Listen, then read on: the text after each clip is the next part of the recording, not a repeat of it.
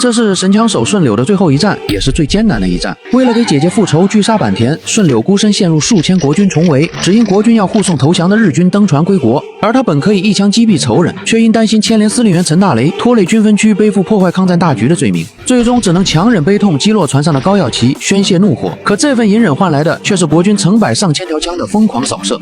弟兄們，目標在塔頂，跟我們要塔頂射擊！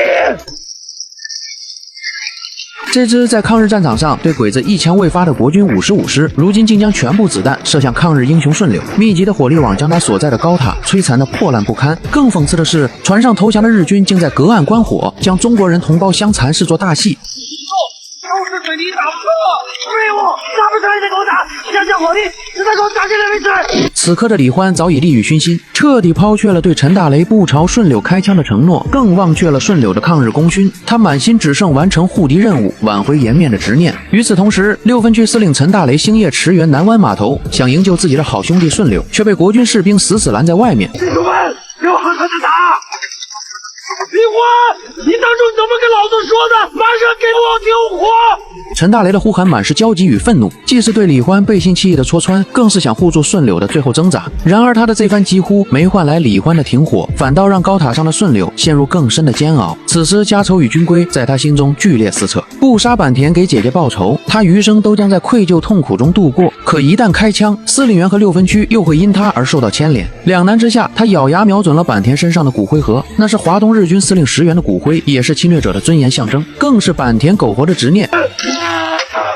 連續2槍徹底擊穿了骨灰盒，而囂張的坂田也瞬間崩潰。他背負着護送石原骨灰歸國的遺命，如今骨灰散落，也意味着他的死期已至。坂田最終只能以切腹自盡來了結其罪惡的一生。只是從個人層面來講，很可惜沒有直接死在順柳的手裡，而順柳終究還是沒能等來救援。高塔在國軍猛烈的炮火中轟然爆炸，這位擊斃了數百頭鬼子、立下赫赫戰功的新四軍英雄，在侵略者的槍下屹立不倒，卻最終倒在了同胞的槍口下。他的死是國軍官僚利己主義的犧牲品，更是亂世中英雄堅守大義的悲壯縮影。對此，陳大雷恨的是咬牙切齒，卻只能強忍怒火。因為抗戰剛結束，而國軍又蠢蠢欲動，眼下形勢容不得他衝動。對不起，他先開的槍，我別無選擇。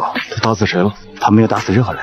李歡的辯解盡顯狡辯與虛偽，以順柳先開槍粉飾其追殺英雄的行徑，而沒打死任何人的回應更直接戳破了他正當反擊的謊言，將其為仕途不擇手段的卑劣底色暴露無遺。我要把我兄弟帶走，我明天再把他交給你。